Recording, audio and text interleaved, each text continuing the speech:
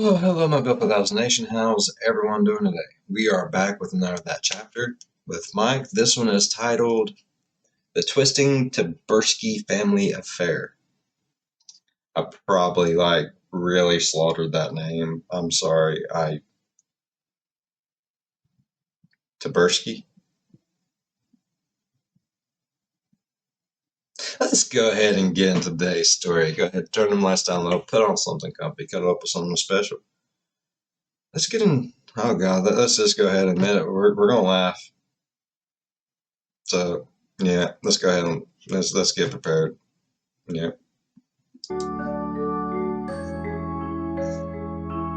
Hey you, and welcome. My name is Mike, and in this whole video, what we are going to do is look at the story of a family, and just look at how lovely they can be. I am joking. The esteemed Tyburskis are our best buds in this video, a noble lineage hailing from Ohio. The family, they had their own trials and tribulations, some self-inflicted, others not so much. You had a Daryl, his wife Janet, and their 3 daughters, Shelley, Hannah, and Megan. That is what you had, but it's not what you have, so sure we may as well give it a go.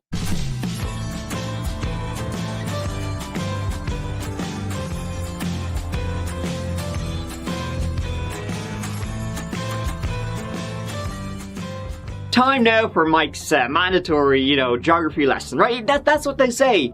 You come for the crime, you stay for the geography, you leave for the humor. North Ridgeville is not north of South Ridgeville. If there is no South Ridgeville, why not just call it Ridgeville?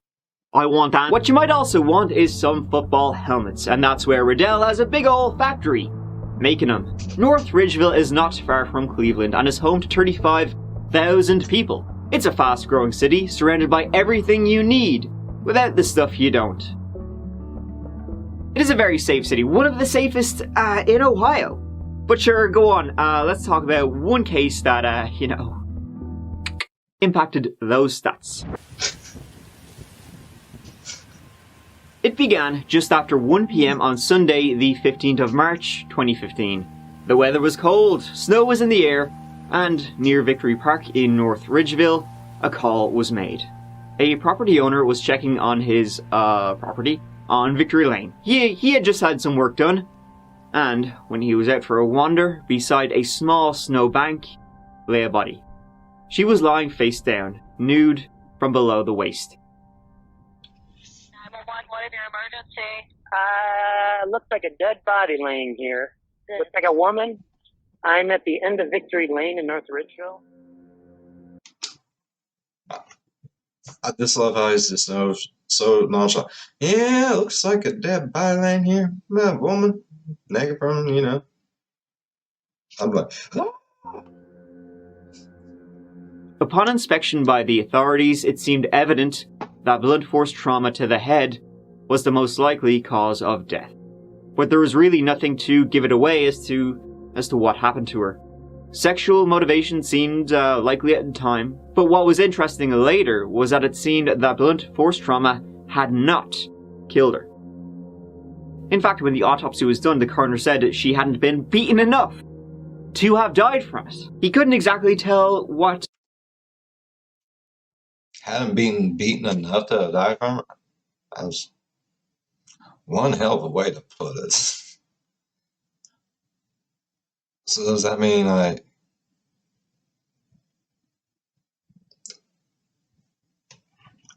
killed her? He would keep, diving in there, but suffocation probably was most likely. But that was not the only mystery that began that Sunday afternoon. They had no idea who she was. Her fingerprints revealed nothing, didn't show up on any kind of database, no ID, no record, didn't match any missing persons reports. She'd been dead for about 24 to 48 hours. She'd probably been dumped there as there was no scene at the park. There were no other indications of any kind of event taking place there. The event being murder. Likely she'd been dumped as the Ohio Turnpike goes right by the park. Perhaps she'd been, abducted, kidnapped. They found ligatures around her wrists. What happened, and then she was dumped. The only thing they could say was that, in hopes of getting some kind of identification, was that, she was a white woman between the ages of 18 and 35. That fucking narrows it down. About 200 pounds with Chinese characters tattooed on her arm, and a flower on her upper back. She had a number of scars on her face and brown hair. Police don't tend to normally release, the face of the victim. In this one, it's just like Bill McGuire, if you remember that one from a couple of weeks back with Melanie McGuire. They released an image. They did this again in this case to the public in hopes somebody might, oh shit, that's her. North Ridgeville police are taking all of the steps they can to try and identify the woman whose body was found in that field here in North Ridgeville Sunday afternoon near the Ohio Turnpike, not far from Lorraine Road. And they've taken a very rare step this afternoon at a news conference that just ended here at the police station. They actually showed us, the news media, a black and white photo of the woman's face from her autopsy today through the Lorain County Coroner's Office. Now, we have chosen not to show you that photograph tonight, although North Ridgeville police are keeping people updated to the minute on their Facebook page. They did give us such a good description, though we feel that could help if you know her. She's a Caucasian female, 5'9", 5'10", 200 pounds. As I said at the top, this was North Ridgeville, a place with a non-existent murder rate. Cops ran out of options real quick as to what to do. Scattershot, and hopefully someone will recognize the poor woman. Thing is, it worked. They soon got a ring saying, yeah, I know who that is. That's my daughter. Hello, I just saw a picture of my daughter, and I haven't seen her since Thursday night. Okay, what's your first name? Janet. Okay, and your last name? Tyburski. Oh my God. Okay, it's okay. No, it's not okay. It's okay. No! This is a nightmare. I'm sorry, what's your daughter's first name? Rochelle. On the phone was Janet Tyburski. Found was her daughter, 26-year-old Rochelle Shelley Tyburski. Shelley was born in 1988, older sister to Hannah and Megan, and daughter of Janet and Daryl Tyburski. Together, they had a happy little life living in Lakewood, Ohio, not far from North Ridgeville. That is until a tragedy struck. In 1999, Daryl Tyburski, he was driving along late one night. He went off the road. His car went off the road. He ended up crashing into a boat trailer in Detroit, if you can believe that, and he was killed instantly. The remaining Tyburskis, his wife and 3 daughters, had to pick up the pieces. Daryl had been a successful college football player, and after that, a successful attorney. He had a great career ahead, and that was over, and Janet became a stay-at-home mother and poured everything into raising her 3 daughters. However, after Daryl's death, things would understandably, never be the same again. Yep.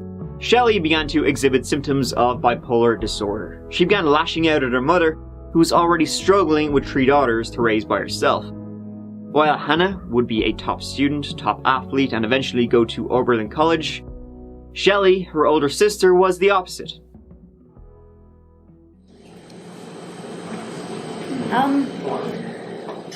Well, August 24th was... August 24th was probably one of the worst days. 10 years ago on August 24th, my father passed away. So, whatever, crap happens. Same shit every day. I learn to deal with it, But,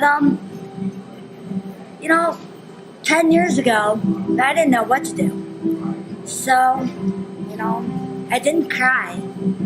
But I thought to myself, I gotta live on. I gotta move on. It's what he wants. When she was young, she would be running away from home all the time, and she'd be constantly moving in and out of her mother's house. Shelley would eventually move in with a divorced musician named Tommy. That's like 4 red flags right there.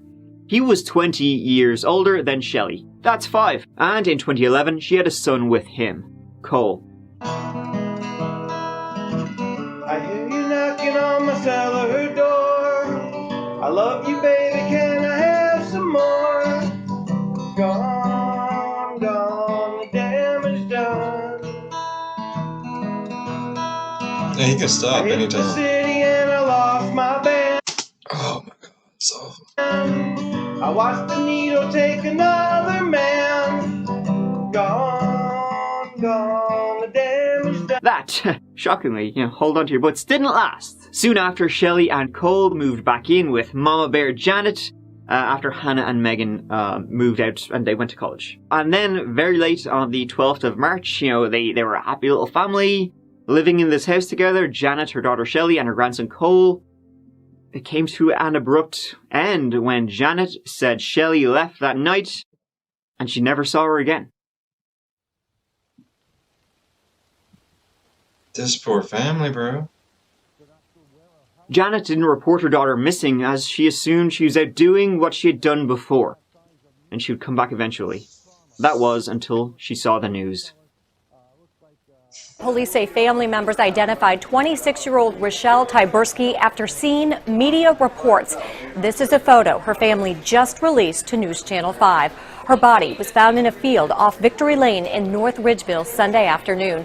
Police say she had been dead 24 to 48 hours before her body was found. And so the police went to speak with Janet and Hannah. Hannah had come back from college because, Shelley had been acting out a lot lately. She'd been going through a bad time. And it turned out she had reignited, the flame with her old spark, Tommy. 2:30 it would have been Thursday and Friday morning. Okay. Mom, I'm going to Tommy's. Tommy's picking me up. Okay. Did you see her leave on Thursday night? I heard her leave. You know if Tommy's been in any trouble or anything? Yeah, I think so. The ex-wife has the restraining order placed. Okay. He does have a weapon in his apartment. Gun? Scared. Janet said he was bad news. He had been involved with the police from time to time and liked to party hard. Liked a few sips, maybe more than a few. Hannah too confirmed that Shelley had gone to Tommy's that night. That's where they believed she had gone. And word from there was that he could be, from time to time, a little bit more free with his hands than he should be. Janet said she heard a car pull up outside their house, assumed it was Tommy, and that's where she went. So police went to speak with him at his place in Cleveland. But Tommy said he hadn't spoken to Shelley since that Thursday night when Shelley's family said she left. He had tried calling her over the next day or two and got nothing. My last communication with her was about 8:30 on Thursday night. And she was supposed to call me Friday morning and she never did. Now that's the same time you say that Janet told you guys that I picked her up at 2 in the morning. And I never did. And so he just ended up drinking all weekend. He loved a good blackout, so he did. Well, I'm always drunk. So I'm just being honest with you. Yeah, like I said, the only reason I know it's Tuesday right now is I know it's St. Patrick's Day. Alright, and I slept all day yesterday. The day before I drank a bottle of Jack, half a bottle of Crown, and about 20 beers. So I've been in a blackout drunk for the last 4 days. She comes and goes, I don't keep track of when she comes and leaves. Her and I have never had an argument, really. You and her never had any physical confrontations or struggles or anything? No. I know how women are, so, sometimes they get out of hand, especially, they've been drinking. Shelly's just a handful. Look, if she don't take her medication, man, she's really kind of loopy. Look, she's a good girl, but she has serious personality disorders. She didn't have the maturity of a 26-year-old. She was more like a 14 or 15-year-old in her head. She's seen a psychiatrist regularly. Like I said, she always said a lot of stuff that was untrue. Mm-hmm. Well, my mom told you that she has personality disorders. So if Shelley didn't go to Tommy's, where did she go? Where did you go? She cheats on me all the time. It's a regular thing with her. Like the last time she cheated on me, she met this guy, and then took off with him. I didn't know any idea where she was for 3 days.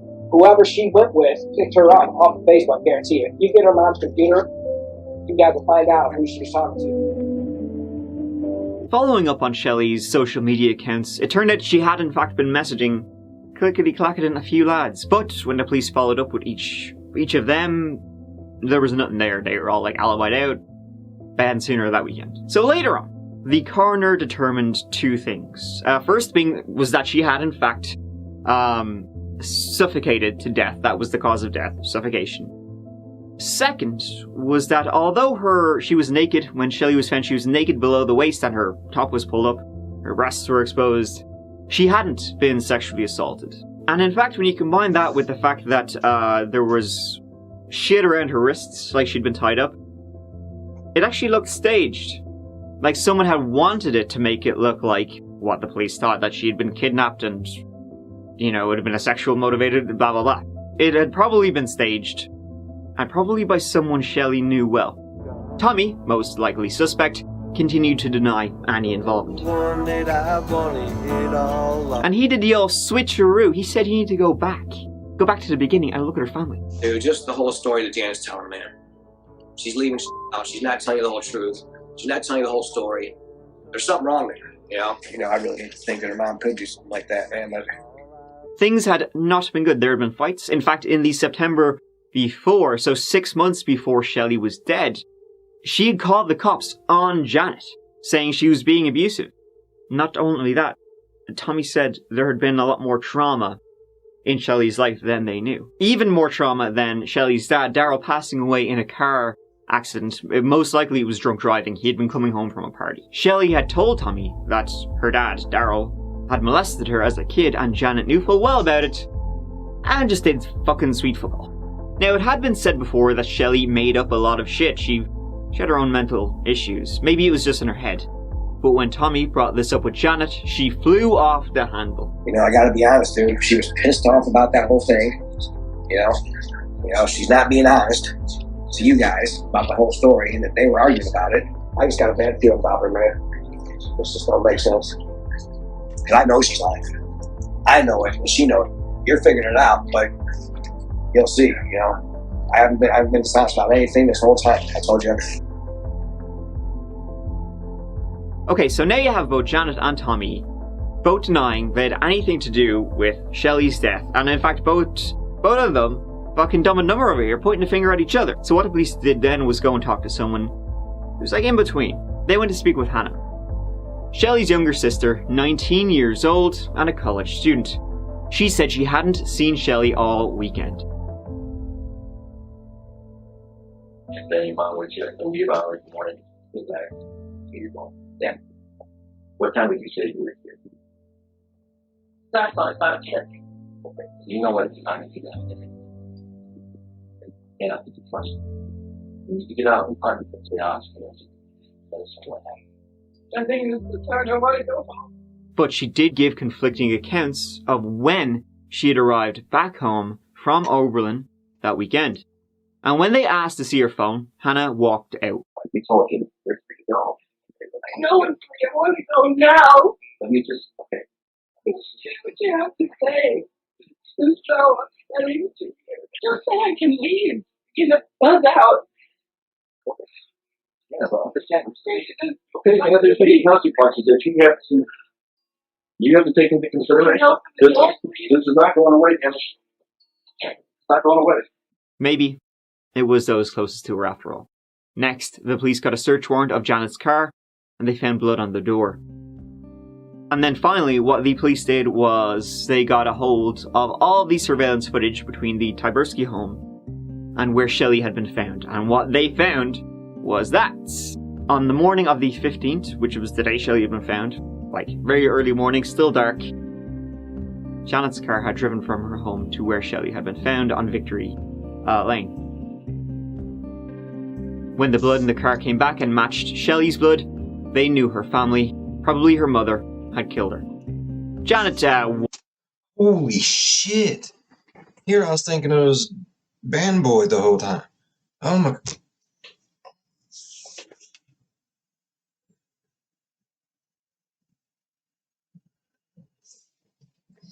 was not having it. Okay. We have reason to believe that Shelley never left the house. Okay. Okay? Mm-hmm. So we know that something happened. Okay. We know that something happened at the house. Okay. What do you think? What do you Well, believe? remember I told you we do you know, if you watch CSI and all that stuff, we do everything possible, you know, and we try to confirm and we try to check out what people tell us and stuff like that. And, you know, and as part of that, like I said, we do the history. We do the, you know, we pull videotape. You know, there's houses and stuff that have video, and they can tell whether, you know, if there's activity and stuff like that with businesses. I mean, we've been scouring. I mean, you have to understand, this has been, what, 2 weeks? Oh, I know you have. I'm no doubt. And we've come to the conclusion that something happened at the house. Okay. Do you have? And that's why. Do you have? That's why I want to talk this? to you. Well, and that's why I want to talk to you. No, I'm probably suspect number one. Well, I know it. But I didn't do anything to her. I emphatically deny. What we know, and like I said, this is based on the evidence. What we know is that this, whatever happened to Shelley, this was done in either in anger, a fit of rage, or passion.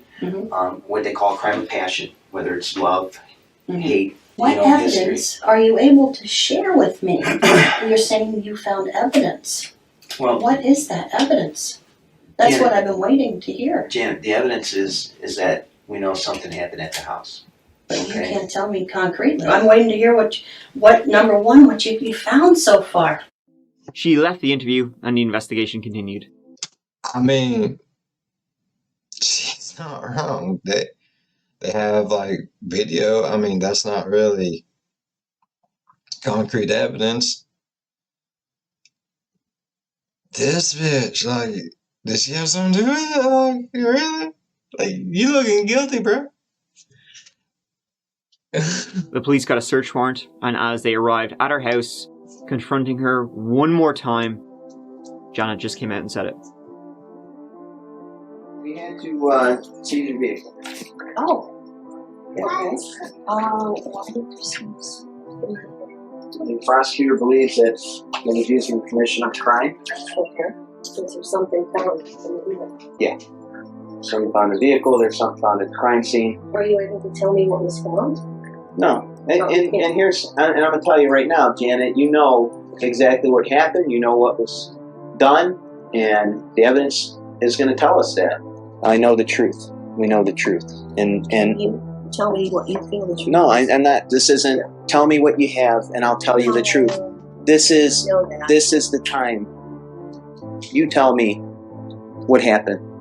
I'm going to go ahead and confess to killing Rochelle. It has been escalating. I felt safety was definitely at risk, and I killed her on the early hours of Friday 13th in a crime of passion. Janet was taken in on the 5th of May. Janet said that Shelley had just become more delusional, more violent. Shit, did this motherfucker really have to throw in crime of passion? I'm sorry, because it pisses me off. I'm not sorry.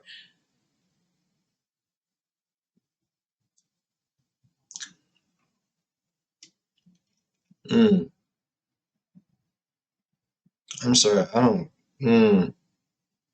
It's your child. Bro, I don't care. You're not gonna have an excuse good enough for me to be convinced that you was in. No. Fuck you, lady. Fuck you. Violence lately, and she'd started to become scared for Cole, for her grandson. Not only for her grandson, but for herself too. Janet had tried to ask Shelley, for custody of Cole, and that did not go down too well at all. In fact, then Shelley just said she's going to take her son and go off with Tommy and leave Janet with swinging in the wind. According to Janet, she followed that swiftly up with, "I'm just gonna fucking kill you." So. Okay, look, some people just, want to raise their kids, even if they're shitty people, okay? I'm not saying this girl is a shitty girl by any means. She's a dead person. She's not here to defend herself. I'm not slandering. But even like the shittier of parents out there, they don't care. They would rather still raise their kid. It doesn't matter what your opinion is on anything. And a lot of them, if you're like, hey, why don't you just, I'll take it. They're going to get angry because not only are you saying that they're incapable of doing it, but that basically they're a big piece of shit. No one likes to hear that. So yeah, a lot of them is going to say the same thing that lady just said. Well, how about this? I'll just take my kid, go back, and fuck you. That's how it goes sometimes. Your answer to that should not be, I'm just going to kill her. No, as a parent, you are there for when they need you. When they fall, you help them up. Janet, not too keen on that. Try to change attack. She just switched lanes, real quickly, and so when Shelley was asleep that night, she went up with a pillow, and Shelley started fighting back, and they fell to the ground, and Janet started smashing her head and face into the wooden floor. And Shelley eventually stopped fighting. After that happened, did you go to bed or did you stay up? I went to sleep. Janet then called Hannah and told her to come home. She asked her other daughter to help move the body of the one she killed. That's right where I should have stopped, Hannah. I should have never been involved in that. Why do you think she killed him? A burden and a sort of a chaos in the house. I guess Hannah felt she had no choice. What do you do in the moment? I was getting angry, but I didn't. Mom's in trouble. No, but I guess some people wouldn't ask him. While confessing, Janet called Hannah on the phone. I just confessed to murdering Rochelle. Yeah, I did, honey. I told him, I'm telling him everything that happened. And I know that they feel that you're an accessory after the fact, though, honey. So they're going to be talking to you, okay? I love you, Hannah. And I'm sorry for involving you in this and moving your body. I'm so sorry, honey. Way to throw your own... Okay, for one, the police should never let her call her daughter and tell her that. What if the mom's just taking up for the other daughter and the other daughter killed her, and she literally just called and said, hey, they're going to want to talk to you. I just confessed the murder of her, and I let them know that, you know, you helped me out. She just told her exactly what to say. I don't like that. I don't like that. Like, there's only 3 minutes left. No, I don't like that. What if it wasn't the mom? What if it was the other daughter? Daughter under the bus. Well, I suppose she did already prove she's such a good mother. She murdered her own daughter. A Lakewood mother accused of doing the unthinkable, killing her own child. And dumping the body in a field. Now as the woman appears before a judge, stunned supporters cope with the news. To make sure I have an attorney, I'd like to request a court-appointed attorney. Janet Tyburski showed no emotion and acted very calm during her video arraignment before a judge this morning. North Ridgeville police arrested Janet Tyburski yesterday at her Lakewood home. The same place where investigators tell me this mom suffocated her daughter to death on Friday, the 13th of March. Janet's defense when it came to trial was that it was in self-defense, that she'd been backed into a corner by Shelley. Like an abusive relationship, you know. Interesting. Okay, she was just getting so violent, so dangerous. I had no choice but to kill her. Yeah, why not? But a little bit more investigating showed that, well, Janet didn't work. Right, she was a full-time mad bastard instead, and so she'd gone into debt. Her house was not going to be her house for much longer. The bank was sending her angrier and angrier letters. So, like a gambler, didn't she just happen to put a few bob on Shelley that she might accrue if she died? Some may call it life insurance. I call it pretty much like every motive ever, to the point I don't even have to say it anymore. I can just do the...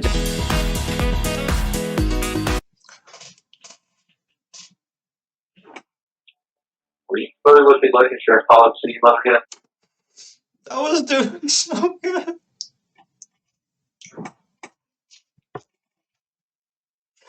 Oh, it gets me every time I see it. It does.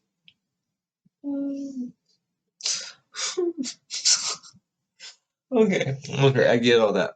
But they still should not have let the lady call and tell her what she confessed to, and that they're going to talk to her for helping her dispose of the body after the fact.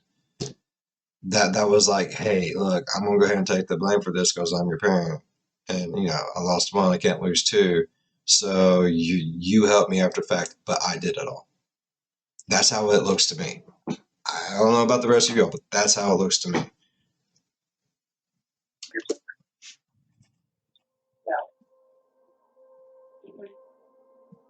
And so, knowing that the prosecution knows this, Janet took a plea deal. The deal allowed Hannah to avoid a prison sentence. Hannah Tyburski pleaded guilty to a misdemeanor charge of gross abuse of a corpse, and for that she was given a 90-day suspended jail sentence and ordered to pay a $750 fine. Janet was sentenced to life in prison with the possibility of parole after 19 years. It's something I have to live with, and I'm so sorry to everybody. And Sinead. That's the end of that one. Pretty messed up family. Kind of reminds me of the Stouty one all over again, only instead of poisoning, she just fucking suffocated. With the old pillow trick, Janet wanted control over Shelley. She thought she was expendable and a loose cannon, who she just would rather not be around anymore. But she wanted to come off as, hey, I'm the real victim here. I put her out of her misery. Crime of passion, crime of sympathy for her grandson. She just wanted to save her grandson. Nope. She wanted her daughter gone so her life would be easier and richer. Pretty much psychopath, true and true.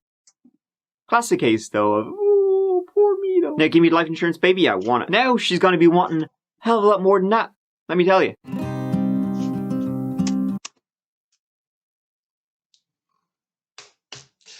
I was doing so good. That was so sad, though. Like, okay, I even if the mom did it, I still think the daughter had more to do with it than just helping dispose of the body. I'm sorry, I do. I don't trust none of it. I don't. They shouldn't let her call her daughter. They should not have let her do that. I do not give a shit. They shouldn't have. They want to talk to her, they can talk to her themselves. Yeah.